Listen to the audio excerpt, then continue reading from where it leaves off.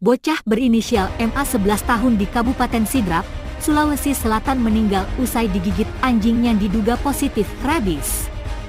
Bocah tersebut digigit binatang peliharaan sendiri saat bermain. Bocah itu pun dibawa ke Puskesmas Baruku untuk mendapatkan perawatan pada Sabtu 24 Juni lalu. Namun selanjutnya dirujuk ke RS Nene Malomo. Namun MA dilaporkan meninggal di RS Nene Malomo sekitar pukul 10.09.